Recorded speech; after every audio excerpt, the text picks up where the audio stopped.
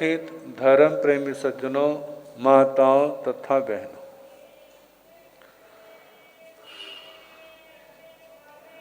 तीन बातें। अंधकार से प्रकाश की ओर, अंधेरे से रोशनी की ओर। दूसरी बात, अविद्या से विद्या की ओर। अविद्या अज्ञानता, उससे विद्या की ओर, ज्ञान की ओर। तीसरी बात, दुख से सुख की ओर, दुख से सुख की ओर। आगे चले। असमाधि से समाधि की ओर। असमाधि, अशांति, इससे समाधि की ओर। आगे संसार से मोक्ष की ओर। ये रास्ता किनका है? आत्मार्थी जीवों का, जिनको कुछ एहसास हुआ है हम अंधेरे में हैं। अंधेरे का जीवन कैसा होता है और प्रकाश में जीवन कैसा होता है? दोनों में कौन सा है? अंधेरे वाला, प्रकाश वाला। इसलिए जो इस बात को जानता है जहां प्रकाश है उस ओर जाएगा अंधेरे से। यदि प्रकाश नहीं है तो इंतजार करेगा वह घड़ियां आए जब ये अंधेरा नष्ट हो जाए। दूसरी बात, ये जो अंधेरा और प्रकाश है ये तो बाह्य दुनिया को लेके है। आगे बढ़े तो अविद्या और विद्या। अविद्या, जिसको कुछ भी पता नहीं, जिसको कुछ पता है लेकिन ज्यादा नहीं, जिसको कुछ भी पता नहीं, तो उसके लिए तो कहा जाता है असन्नी जैसा जीवन, मूढ़ता। क्या करना क्या नहीं करना, बस केवल देह तक सीमित है। भूख लगी तो खाना खा लेगा, प्यास लगी तो पानी पी लेगा, थक गया है तो लेट जाएगा, बैठ जाएगा। यही जीवन है, आगे कुछ भी पता नहीं।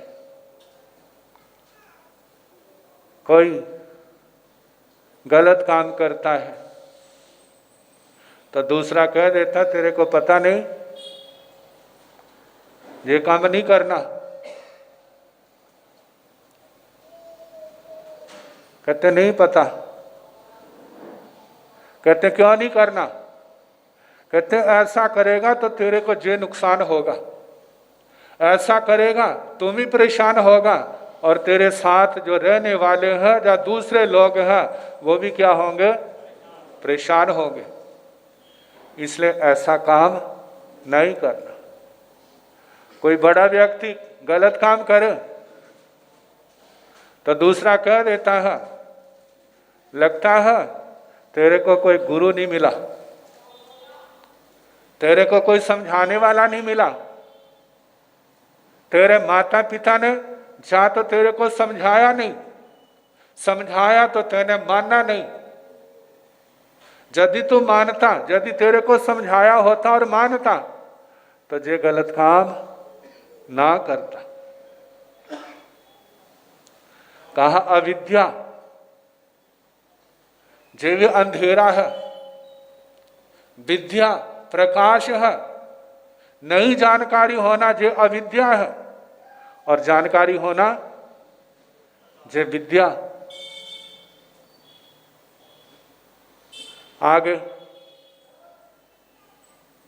दुख से सुख की ओर, ये तो संसार की प्रवृत्ति है। जहां दुख होगा वहां से भागेंगे, और जहां सुख होगा उस ओर जाएंगे। आज देखो आज की कैसी स्थिति है। व्याख्यान वाचस्पति श्री क्रांति मुनि हमारे सुनाया करते थे। कहते किसी बिजनेसमैन को किसी ने पूछा, भाई तेने नरक में जाना स्वर्ग में जाना है? कहते मेरे को ये बताओ 4 पैसे कहाँ बनेंगे? जहां 4 पैसे बनेंगे, चाहे वह नरक है चाहे वह स्वर्ग है, मेरे को स्वीकार है। और जहां पर 4 पैसे नहीं बनेंगे तो मेरे को स्वर्ग भी स्वीकार नहीं है। तो आजकल दुनिया की दौड़, अपने इस देश को हम अपनी मेहनत से स्वर्ग बनाए, जे नहीं है। शिक्षा जहां प्राप्त कर रहे हैं और उसका फल किसको दे रहे हैं? विदेशों में। वो ज्यादा पैसे देके क्या करें? अपनी ओर सुविधा और पैसा दे करके उनको अपनी ओर खींच रहे। और वहीं पर ये सारा क्या है? दुख है। हमारा दुख कैसे दूर हो सकता है? लोग सोचते 4 पैसे आ जाएंगे तो हम सुखी हो जाएंगे, लेकिन बाहर ही जाने वाले कितने लोगों के ऐसे अनुभव, सबके नहीं, कि पैसा तो बहुत कमा लिया लेकिन बच्चों से, संतान से हम हाथ धो बैठे। अब बच्चे हमारे नहीं, उस संस्कृति के रंग में रंग गए, जिनका ना खाना अच्छा है, ना पीना अच्छा है, ना आचार अच्छा है, ना विचार अच्छा है। अब वो पैसा क्या करेंगे? मतलब एक बुजुर्गों से आई जो एक अच्छी संस्कृति की विरासत थी, उसको क्या कर दिया? खत्म कर दिया। किसके चक्कर में? पैसा आ जाएगा हम सुखी हो जाएंगे। कहते हैं अपने संस्कारों की रक्षा करें, अपने अच्छे आचार की रक्षा करें, अच्छे विचारों की रक्षा करें। आप इसकी रक्षा करोगे तो आपका भविष्य अच्छा बनेगा। केवल इस जन्म का नहीं, जन्म जन्म का अच्छा बनेगा। वहां पर बाहर जाकर के इस जन्म को तो सुविधा प्रधान बना सकते हैं, लेकिन जब आत्मा का आचार अच्छा नहीं रहा, विचार अच्छा नहीं रहा, कर्म अच्छा नहीं रहा, तो आगे पर भव अच्छा कहां से होगा? कहते परमात्मा के चरणों में वो कोई कूड़ा घर नहीं है, जो भी जाए वहां पर चला जाए। यदि आत्मा स्वच्छ है तो उसको स्थान मिलेगा, आत्मा स्वच्छ नहीं है तो उसको स्थान वहां पर नहीं है। इसलिए हमारी भारतीय संस्कृति ने जो संदेश दिया, हम अपनी आत्मा को स्वच्छ करें। हमारी आत्मा स्वच्छ कब होगी? जब हमारा आचरण स्वच्छ होगा, हमारे जीवन में तपस्या होगी, तब हमारी आत्मा ऊंची उठेगी, अन्यथा नहीं। संसार में किसी को पूछ लो, क्यों भाई सुखी है? क्या उत्तर होता है? आप ही बता दो। औरों को क्या पूछना? कह देंगे महाराज आपको दिख ही रहा है। तो वहां पर गणना करने लग जाएंगे। वो गणना कौन सी? भौतिक सुखों की। क्या बच्चे कहना मानते? नहीं मानते। कहे मानते तो है, लेकिन अपनी भी चलाते हैं। जब मानते तब तो ठीक लगता है, जब नहीं मानते तो बड़ा धक्का लगता है।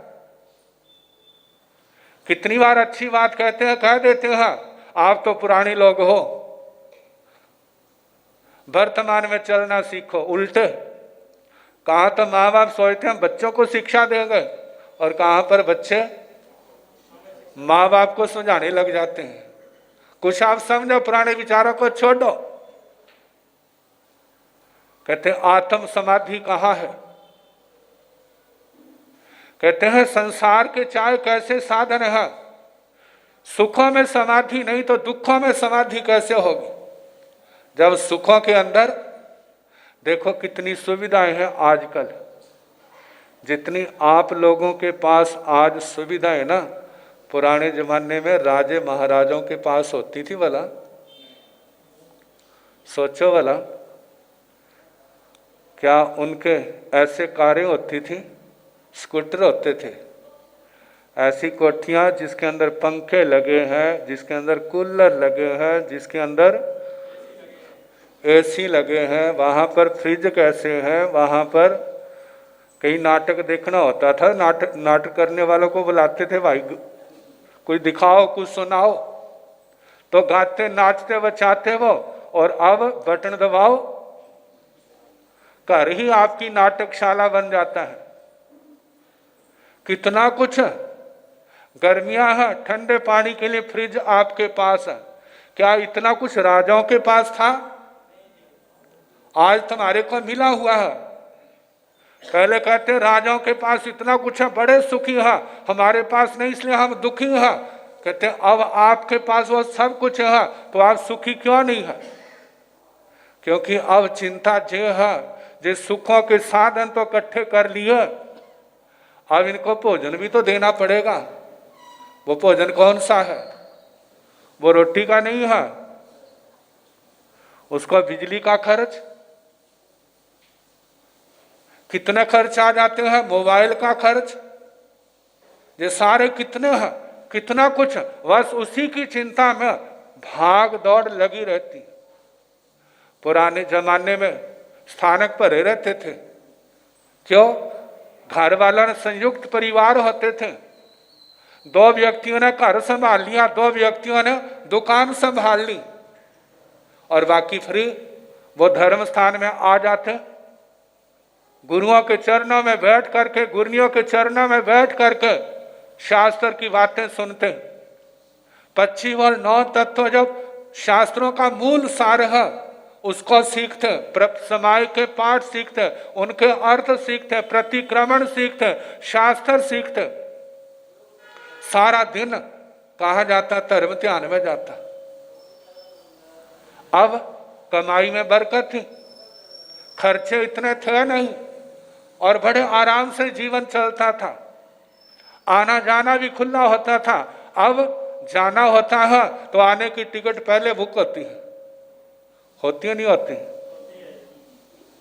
मतलब मुंह देखा, चाय पानी पिया, रोटी खाई और वापस आ गए। और पुराने जमाने में जब रिश्तेदारी में जाते थे तो कितने कितने दिन लग जाते थे, कई बार तो बारातों को भी हफ्ता हफ्ता लग जाता था। और आजकल आए, खाना खाया, चलो, फेरे हुए चलो, समय नहीं है।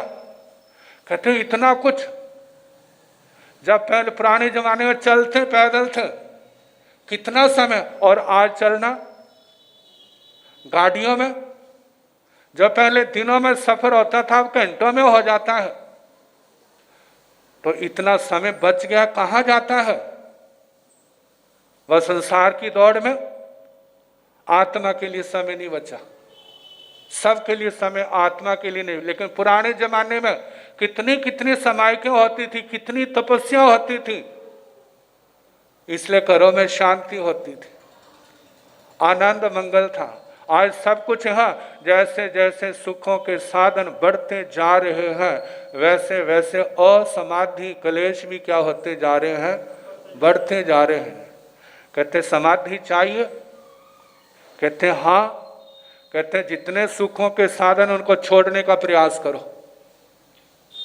सुखों में रहने का अभ्यास नहीं करना, दुखों में रहने का अभ्यास करो कि दुख में कैसे रहा जाता है।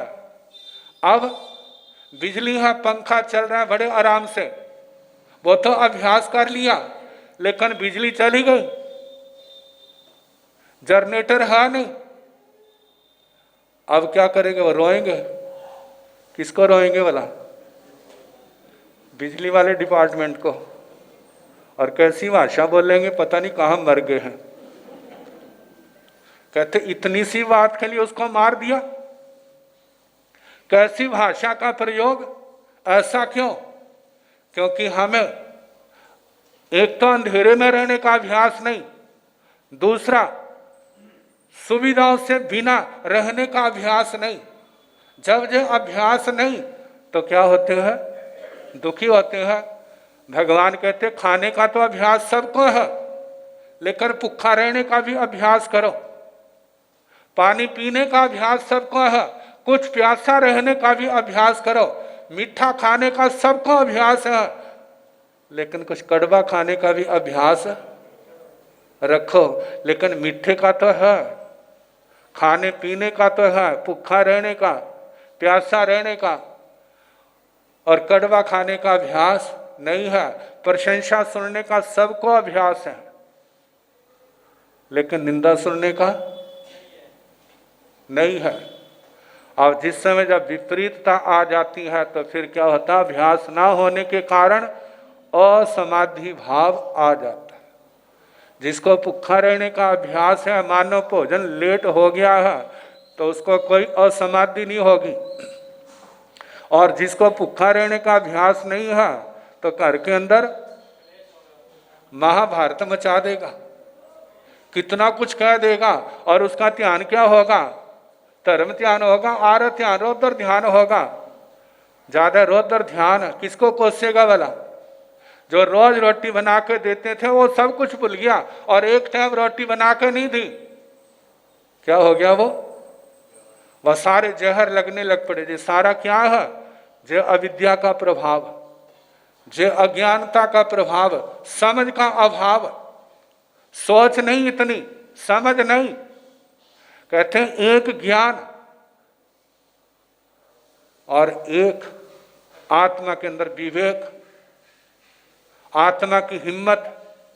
पहले तो जानना मुश्किल है, जानने के बाद अच्छे उपदेश को उसका आचरण करना और भी मुश्किल है।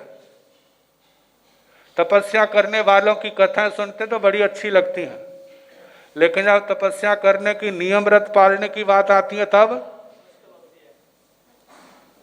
तब मुश्किल होती है। तो कहा जरा विचारे, हमने कहाँ जाना है?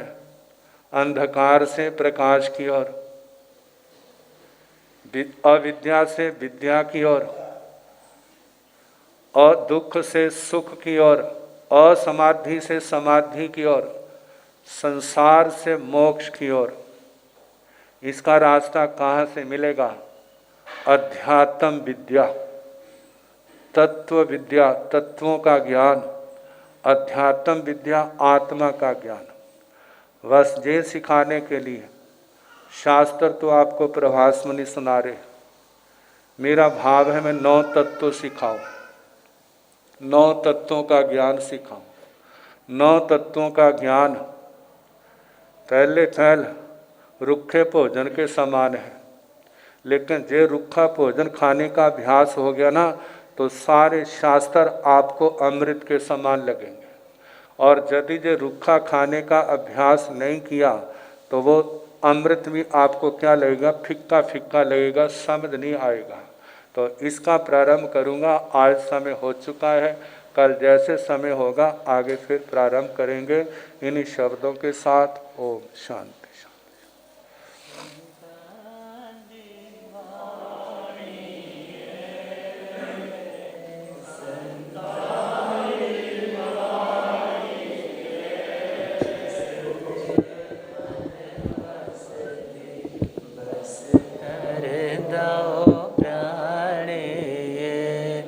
जिस दे मन वस दे बस तर दो, सतसंग विच आया करो, सतसंग विच औगणा दे परे जिंदड़ी एनु सफल बनाया करो, औगणा दे परे जिंदड़ी एनु सफल बनाया। बड़े सौभाग्य से ज़िंदगी को सफल करने के सूत्र और ये समय आप सबको उपलब्ध हो रहा है, जहाँ रानिया वाले खूब लाभ ले रहे हैं। तपस्या की श्रृंखला भी मेरे ख्याल से शुरू हो गई है और उसी के क्रम में कोशिश कीजिए, चतुर्मास 23 जुलाई को बैठ जाएगा और एक आई मिल या दो आई मिल रेगुलर के, और गुरुदेव नव तत्वों की भी कृपा करेंगे और ज़्यादा से ज़्यादा उसका भी लाभ लेने का प्रयास करें। जहाँ रानिया वाले लाभ ले रहे हैं, वहीं काला वाली, रामा और होशियारपुर जहाँ लास्ट चतुर्मास था, और ऑनलाइन की व्यवस्था में इन युवा साथियों का खूब सहयोग रहा, जिसके कारण दूर दूर तक भी लोग शास्त्रवाणी को सुनने में समर्थ बन पाए। तो आप सभी, आपके तो क्षेत्र में लाइव आपके लिए तो जस्ट सामने ही बैठे हैं, तो आप ज़्यादा से ज़्यादा लाभ लीजिए और जो आ सकते हैं उन्हें भी प्रेरणा देकर के धर्म के इस मार्ग से जोड़ने का प्रयास कीजिए और धर्म दलाली कमाइए। इन्हीं मंगल भावनाओं के साथ किसी का पच्चखाण हो, एकाशना हो, आई मिल हो, उपवास हो, एकाशना, आई मिल, उपवास, मन की धारणा के अनुसार कोई भी पच्चखाण हो, आज के लिए कोई भी छोटा बड़ा कोई नियम आज के लिए धारण करें मन की धारणा के अनुसार। बोलिए भगवान महावीर स्वामी की जय। रानिया वालों को बड़ा सौभाग्य है कि हमारे उपाध्याय जी का चतुर्मास आपको मिला है। रानिया की एक विशेष बात और भी है कि हमारे चतुष्पदर आचार्य श्री सुमन जी की ये जन्मस्थली भी है। पिछला साल तो कोरोना के भेंट चढ़ गया, मगर इस बार मैं समझता हूँ कि हर स्थानकों में बराबर कथाएं होंगी और लोग अपने सभी इसका लाभ लेंगे। महाराष्ट्र जी के चरणों में मैं निवेदन करना चाहूँगा कि काफ़ी अंतराल के बाद आपका मंगल देश में प्रवेश हुआ है, चतुर्मास सफलीभूत हो, और मेरी ये मान्यता है कि ये रानिया का चतुर्मास निश्चित तौर पर एक ऐतिहासिक चतुर्मास होगा। चतुर्मास के बाद आपसे निवेदन करूंगा कि काफ़ी अरसे के बाद आपका मंगल देश में प्रवेश हुआ है, तो शेष काल में जितना भी समय आपको मिले, आप मंगल देश के हर क्षेत्र को फंसने की चेष्टा करें। निश्चित तौर पर रानिया जी काफ़ी दिनों से ये प्रश्न कर रहे थे कि आपका चतुर्मास हमको मिले। बीच में कुछ व्यवधान आता नजर भी आया कि ये कोरोना का फिर चक्कर चल गया, मगर फिर भी मैं मानता हूँ कि रानियावासियों की भावना बड़ी पवित्र सी जो आपको यहाँ ले आई। इन्हीं शब्दों के साथ मैं रानियावासियों का भी बहुत बहुत आभारी हूँ कि इन्होंने बहुत अच्छा प्रोग्राम इंतजाम कर रखा है, और आप महाराष्ट्र जी के प्रश्नों का निश्चित तौर पर रानियावास की तो लाभ लेंगे ही लेंगे, मगर आसपास के इलाके के और मंगल देश के जितने भी क्षेत्र हैं वो भी आचार्य भगवान उपाध्याय जी के प्रवचनों का लाभ लेंगे। इन्हीं शब्दों के साथ जय महाराज।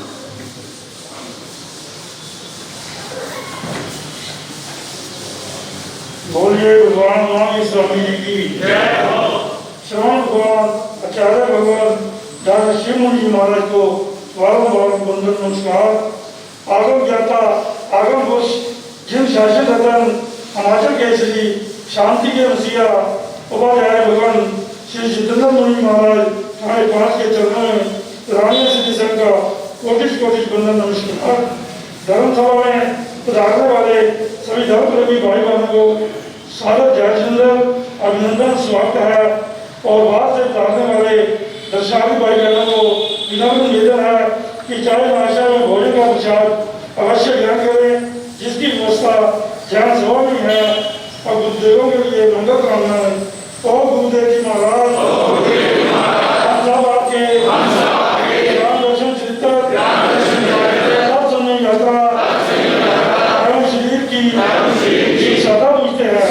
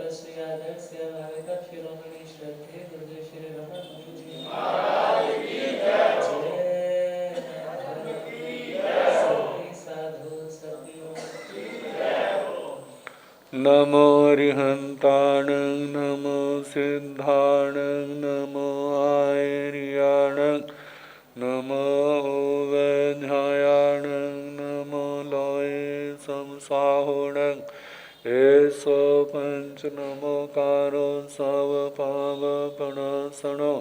मंगलानं च सम्मे सिंह परमं हवै मंगलम् श्री चत्वारि मंगलं अरिहन्ता मंगलं सिद्धा मंगलं साहो मंगलं केवली पुनतो धम्मो मंगलं चत्वारि लोकोत्तमा अरिहन्ता लोकोत्तमा सिद्धा लोकोत्तमा साहो लोकोत्तमा केवली पुनतो धम्मो लोकोत्तमो चत्वारि शरणं प्रवज्जामि अरिहन्ते शरणं प्रवज्जामि सिद्धे शरणं प्रवज्जामि साहो शरणं प्रवज्जामि केवली पुनतं धम्मं शरणं प्रवज्जामि चार शरण सुख करने दुख करने मंगल करने और शरणा नहीं कोई जो भव प्राणी आचर्य अक्षय